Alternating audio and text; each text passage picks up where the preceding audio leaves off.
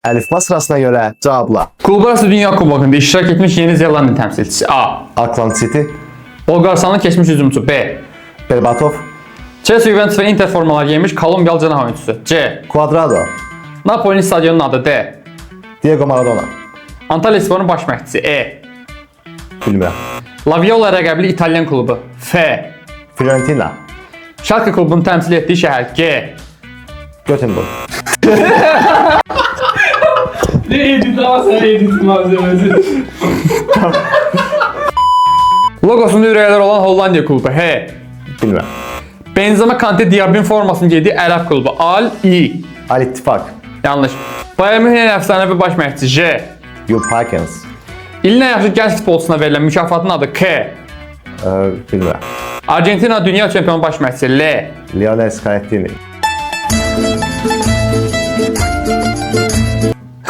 Lionel Scaloni. Scaloni. Çaşdım, İtalyanla birləşdirdim.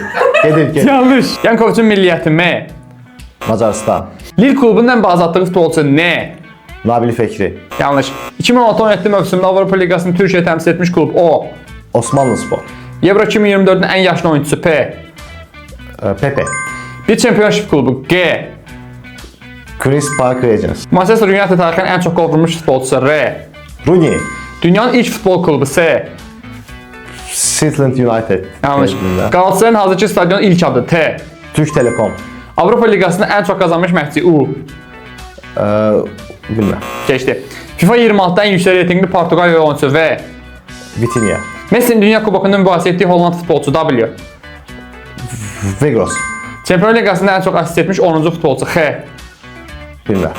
1960 və 68-ci illərdə Avropa çempionatında final oynamış milli komanda Y. Yugoslavya. FIFA'nın mərkəzi ofisinin yerləşdiyi İsveçrə şəhəri Z. Bilmirəm. Mən hamısını bilmədim. Mən bilmədiklərimi sən rəylərdə yaz.